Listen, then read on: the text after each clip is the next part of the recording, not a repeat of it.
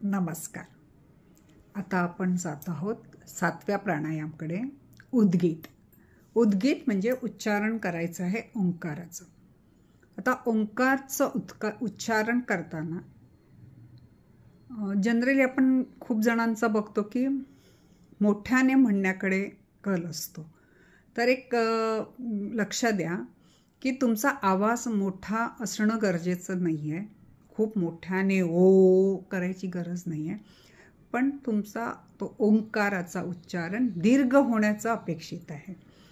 आणि त्याच्यामध्ये सुद्धा पुन्हा तुम्ही किती गहराईने म्हणू शकता. म्हणजे फक्त उच्चारण वरवरचं घशापासूनचं बोलणं आहे तुमचं, हृदयापासून तुम्ही उच्चारण करतात का बेंबीच्या देठापासून बोलतात. बघा, आपण कधी कधी बोलताना सहज कोणतरी भेटलं, काय कसे आहात, फक्त वरवरचं बोलणं असतं. आपण खूप मैत्रिणींना बऱ्याच दिवसाने भेटलं, हे कशी आहेस तू, एकदम हृदयातून. एखादा माणूस एकदम आजारी आहे, तळमळ, आणि त्याला आपण भेटायला जातो तेव्हा एकदम बेंबीच्या देठापासून काळजी घे ग, असं तसं.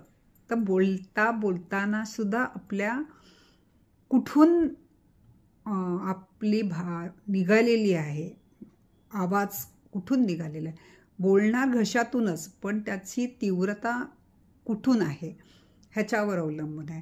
तर तुम्ही प्रयत्न करा, तुम्ही उच्चारण करताना मोठा आवाज येण्याची गरज नाही, तो दीर्घ वेळ असला पाहिजे. हळूहळू सवय करता करता तुमच्या लक्षात येईल की तुमचं उच्चारण करताना तुमच्या हृदयावर जास्त परिणाम होत आहे, तुमच्या नाभीपासून तुम्ही उच्चारण करता आहात, हे तुमचं तुम्हाला लक्षात येईल. ज्यावेळेला तुम्ही नाभीपासून बोलता तेव्हा तुमची पूर्ण नाभी आतल्या बाजूला जाऊन पूर्ण आवाज तुमचा घशातून येताना पूर्ण नाभीवर पण थोडासा त्याचा वजन पडतं म्हणा, त्याच्यावर परिणाम होतो. तर अशा पद्धतीने करता करता तुम्हाला कळेल, तुम्हाला स्वतःला अनुभव येत जाईल की तुम्ही जो दीर्घ ओंकार करता आहात तो कुठून करता आहात. नुसतं वरवरचं घशातून म्हणता आहात, हृदयातून म्हणतात का बेंबीच्या देठापासून म्हणतात. आता उच्चारण करताना ह्याच्यामध्ये पण वेगवेगळ्या ठिकाणी ओंकारची पद्धत वेगवेगळी. काही लोक ओंकारचा ओ जास्त, काहींचा म जास्त, काहींचा उ म.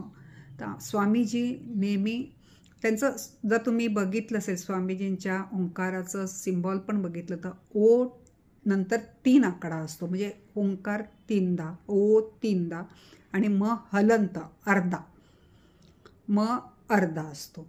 हां, तर ओ तुम्ही पहिल्यांदा श्वास भरणार, श्वास भरून झाल्यावर इंग्रजी ओ सारखं तुमच्या ओठांची ठेवण होणार ओ, आणि ह्याच्यातून तुमचा श्वास निघत राहणार. तोंडावाटे ओंकाराचा श्वास निघत जाणार. जेव्हा तुम्ही म म्हणणार तेव्हा तुमचे ओठ बंद, तेव्हा तुम्ही ना श्वास भरता आहात तेव्हा ना सोडता आहात. तुमचा सगळा श्वास ओ मध्ये संपलाय आणि तिथे तुम्ही कुंभकामध्ये म असणार आहे आणि तो अर्धा असणार आहे. तर ह्या पद्धतीने स्वामीजींचा ओंकाराची पद्धत आहे. आता इथे आपल्याला बिलकुल वाद करायचा नाही, आम्हाला म मोठा घ्यायचा आहे, ओ कमी करायचा आहे. जसा तुम्हाला आवडतो तसा घ्या, पण प्रयत्न करा दीर्घ करायचा आहे तो, म्हणजे जास्त वेळ घ्यायचा. आणि मी गुंजनच्या वेळेला, भ्रामरीच्या वेळेला सांगितलं, जितका तुम्ही श्वास नीट भरून घ्याल, जितका श्वास जास्त भरलेला असेल तितका तुम्हाला ओंकारचं तेव्हा गुंजन करताना उपयोग झाला, आता उच्चारण करताना उपयोग होईल.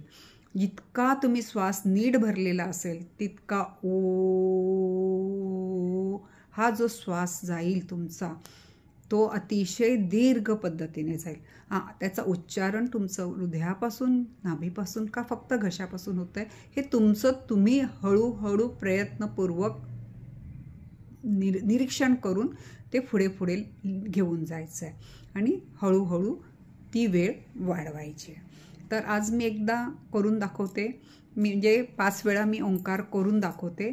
बसताना ध्यान मुद्रेमध्येच, ओंकार करताना ध्यान मुद्रेमध्येच, मेरुदंड सरळ, डोळे बंद, चेहऱ्यावर हलकासा आनंद. चेहऱ्यावरचा आनंद हा तुमचा तुम्हाला काही करायला प्रेरित करतं, हे लक्षात ठेवा. तर आपण 3दा किंवा 5दा प्रयत्न करूया म्हणायचा.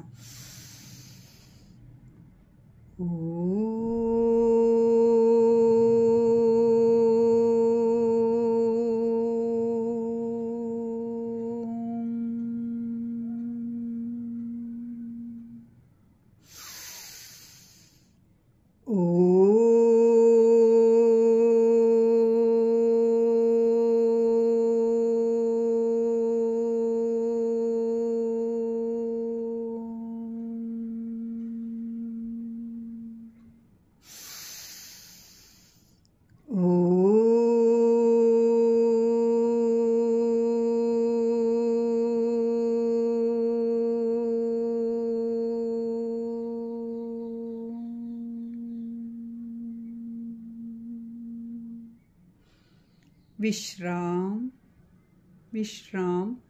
आपण 3दा ओंकारचं उच्चारण केलं आहे. आपण पुढच्या वेळेला अजून व्यवस्थित उद्गीत प्राणायाम शिकूया. आज आपण ऐकल्याबद्दल मी आपली खूप आभारी आहे.